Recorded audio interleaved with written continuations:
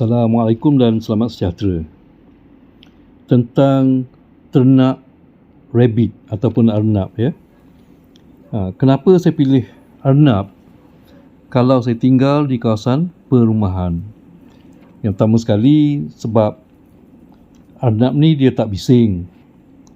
Yang kedua, dia tak akan ganggu orang sekeliling. Kalau kita bela ayam, kadang-kadang pandangan orang tu macam-macam ya.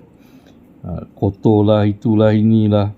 Tapi kalau kita bela arnab dalam sangkar, biasanya orang tak bising kerana orang terima kehadiran arnab dalam kawasan perumahan. Jadi itu kelebihan dia lah. Okay. Dan satu lagi, arnab dia cepat membiak. Makanan dia tak cerewet. Kita boleh bagi pellet ataupun hijauan, okay, apa-apa tumbuhan yang tumbuh sekeliling rumah kita boleh bagi. Jadi dia mudah ya. Dia mudah dan dia cepat membiak. Arnab ni biasanya dia umur 4 bulan dia dah mula mengandung, dan waktu mengandung tu hanyalah 28 hingga 31 hari ikut baka ya. Jadi kalau kita ternak arnab, kalau dia umur dia dah 4 bulan, kita satukan dengan yang jantan, insya-Allah bulan depan lagi 4 minggu dia dah akan melahirkan anak. Jadi anak dia tu biasanya antara 4 hingga 12 ekor. Kadang-kadang ada lah yang 1 ekor je ke. Okay. Tapi kalau dia beranak pun kebiasaannya tak semua akan hidup. Okay. Dia atas penjagaan lah. Ada ibu yang pandai jaga, dia anak-anak dia tu hidup lah. Okay. Kalau yang tak tahu jaga, kita terpaksa bantu. Okay. Terpaksa bantu, contohnya waktu menyusu, kita terpaksa ambil ibu tu kita letak dekat anak dia. Jadi perlu kerja lah sikit. Okay. Dan arnab ni pula, kalau ada yang kata arnab ni dia banyak berak, banyak tai, itu betul lah. Okay. Kencing pun banyak, itu pun betul. Jadi dua ni kalau kita tak betul-betul uruskan, rumah kita akan jadi busuk lah. Okay. Jadi busuk ni kadang-kadang mengganggu jiran juga. Tapi kebiasaannya orang jiran dia tak terfikir yang itu ya. Jadi kurang mengganggu sehinggalah masalah tu benar-benar berlaku. Kalau macam ayam ni, kalau ayam tu tak kacau orang pun, kadang-kadang orang akan, dia dah ada stigma. Ada stigma yang ayam ni kotor, okay, dia bising, benda-benda macam tu lah. Okay, sebab tu lebih serasi kalau kita bela arnab ya. Lebih serasi kalau kita bela arnab. Jadi arnab ni kita ternak untuk daging lah kebiasaannya. Okay. Jadi daging tu kita boleh, maknanya arnab ni kita boleh sembelih sebagai makanan, sumber protein, dan kita juga boleh jual untuk sebagai pendapatan tambahan. Okay, kalau kita beli pellet, mungkin kita jual tu untuk cover balik harga pellet ya, sebab pellet sekarang mahal kan. Tapi kalau kita tanam sayur contohnya, okay, kita boleh bagi makan sayur tu pada arnab kita, dan sayur sendiri pun akan jadi makanan kita. Okey, selain daripada daging ya, ataupun arnab tu sendiri kita jual untuk pet, kita boleh juga manfaatkan kencing dia dan tinja dia. Sebab saya kata arnab kencing banyak, tinja dia pun banyak. Okey, kalau kencing tu maknanya dalam bekas kita tadah, letak tray ke, kita tadah air kencing itu, kita tambah air, kemudian kita peram ya, kita peram. Jadi kita boleh dapat apa yang dikenali sebagai teh kompos. Teh kompos ni kita jual ataupun kita gunakan sebagai baja folia. Ya, kita sembur pada daun pokok kita, insya-Allah pokok kita akan subur. Dan kita juga boleh jual ya, kita boleh jual, dapat satu hasil pendapatan. Jadi daripada situ kita boleh cover makanan dia, ataupun kita boleh cover untuk belanja dapur lain. Selain daripada air kencing, saya kata tadi tinja arnab tu banyak. Banyak maknanya kita boleh guna tinja arnab ni juga sebagai baja. Sebab apa? Sebab arnab dia makan tumbuhan hijau. Jadi tinja dia tu dikenali sebagai tinja sejuk. Kita terus boleh buat baja tanpa perlu proses. Tinja kambing pun samalah. Kita boleh terus buat baja tanpa proses. Ini berbeza kalau kita ternak ayam. Sebab ayam, tinja dia adalah tinja panas. Tai ayam ni dikira sebagai tinja panas. Apa maksud dia? Maksud dia kalau kita nak buat baja, kita perlu proses terlebih dahulu. Tapi kalau tinja arnab tak perlu. Kita boleh terus guna. Jadi kalau kita ternak arnab, kita boleh ambil tinja dia sebagai baja untuk membaja tanaman kita. Jadi kita dapat sayur, kita dapat makan, kita dapat makan bekalan sayur, dan kita boleh juga gunakan sayur itu untuk bagi makan pada arnab. Jadi tak ada apa yang membazir lah. Tak ada apa yang membazir.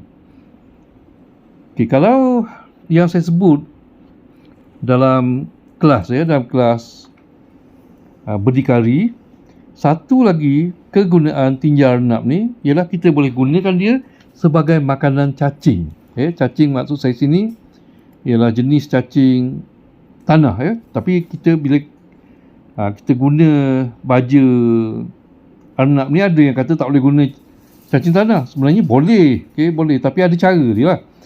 Nanti saya akan bincangkan dengan lebih detail lagi. Jadi cacing tanah ni kita campur dengan tanah lah.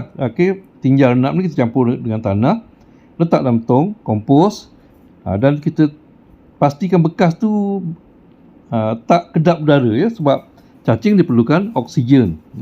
Jadi kita letakkan tanah gaul dengan tinja arnab, dan kita letak cacing yang kita dah condition supaya dia tahan dengan tinja arnab. Kemudian cacing ni akan makan tinja. Dia akan sampai masa dia akan bertelur dalam kokun, dipanggil kokun. Kemudian bila dia tetas, anak dia yang halus tu akan duduk dalam tinja arnab ni. Jadi saya pernah masa ternak kira anak cacing dalam sebiji tinja arnab. Sebab tinja ni dia bulat-bulat. Saya letak dekat panas, letak dalam tupperware, letak dekat panas. Beberapa biji, tengok. Bila saya kira, satu tinja arnab tu ada lebih kurang 125 ekor anak cacing. Jadi banyak tu. Jadi bila kita buat, nanti bila anak cacing ni dimakan tinja tu akan hancur lah. Dia akan hancur, dan lama kelamaan dia akan hasilkan serbuk serbuk warna hitam, seakan-akan serbuk kopi. Serbuk ni adalah juga dikenali sebagai worm cast, ataupun tinja cacing. Jadi tinja cacing ni dia dah sangat ringkas dah. Kalau kita guna untuk baja, pokok dapat serap segala nutrien tu dengan cepat. Oleh kerana tinja arnab ni dimakan tumbuhan hijau, jadi nutrien yang ada dalam tinja dia adalah nutrien yang diperlukan oleh tumbuhan hijau. Cukup jadi kita tak perlu dah guna tinja yang lain. Jadi kalau kita guna tinja cacing, kalau kita guna tinja cacing, maknanya dia dah ringkas, pokok dah sedia serap, insya-Allah pokok akan jadi sangat subur, sangat subur. Sebab tu dia penting lah. Kalau kita menanam kan dia banyak membantu lah. Dan disebabkan dia ringkas dan pokok cepat naik dan subur. Kalau kita jual, kita dapat jual worm cast tadi ataupun tinja cacing tadi dengan harga yang tinggi. Satu lagi sumber pendapatan. Jadi kalau kita ternak arnab ni, banyaklah kelebihan dia. Banyak kelebihan dia. Yang pertama, dia cepat membiak. Bila cepat membiak, maknanya kita boleh dapat kembangkan hasil kita. Yang kedua, dia hanya makan sayur. Okay? Kalau tak ada sayur, maknanya pellet lah. Okay. Oleh kerana pellet tu mahal sekarang, kita boleh fokus pada sayur. Jadi, bekalan sayur tu dapat daripada mana? Okay. Yang kita tanam lah. Maknanya kita perlukan kawasan lah sikit. Tapi boleh tak kita buat kat taman perumahan? Boleh kalau kita jaga betul-betul supaya tak busuk. Kalau kita tak jaga, tinja dia banyak kan, dia akan jadi busuk. Jadi kita kena jaga. Jadi siapa-siapa yang nak ternak arnab untuk bekalan protein keluarga, bagus, memang serasi. Siapa-siapa yang nak ternak arnab untuk dapatkan baja pun bagus. Dan kalau siapa-siapa yang nak ternak arnab untuk jual anak dia pun bagus. Tapi apa-apa pun maknanya bekalan makanan, bekalan protein keluarga cukup, bekalan sayur cukup dan boleh tambah pendapatan. Tapi betul-betul lah, kita tak boleh lah buat lebih kurang sebab benda hidup kan. Kalau kita buat lebih kurang, dia mungkin akan kena sakit ataupun mati. Kalau dia mati, kita rugilah. Okay? Jadi biasanya pembiakan tu memang cepat. Sebab saya kata tadi 3 bulan dia dah mula mengawal. Dia mula mengawal. 4 bulan, bulan keempat tu dia dah beranak lah. Okay, bila dia beranak biasanya antara 4 hingga 12 ekor. Yang saya ternak biasanya 5 lah. Okay, kadang-kadang 8 ekor. Sekali-sekala dapatlah 12 ekor. Kadang-kadang kalau ibu tak pandai jaga, seekor pun ada dan kadang-kadang mati semua. Okay, jadi kita perlu jaga, penjagaan perlu ada. Kalau boleh kita kekalkan induk yang pandai jaga anak, yang pandai bagi susu pada anak. Sebab kalau dia pandai bagi susu pada anak, kita tak ada masalah lah. Kalau ibu yang dia beranak tapi dia tak nak bagi susu, tiap-tiap hari kita terpaksa ambil dia, letak dekat anak supaya anak dapat susu. Kadang-kadang adalah cara dia, kita bincang nanti Jadi penjagaan tu memang perlulah, memang perlu.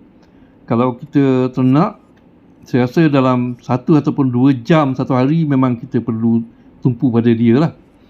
Okay, jadi kita boleh berikan tugas tu pada anak-anak. Maknanya kita boleh ternak arnab untuk latih anak kita supaya pegang tanggungjawab. Okay. Itu dia yang saya mau kongsi hari ini. Nanti kita sambung lagi Jadi terima kasih kerana ikuti rakaman ni.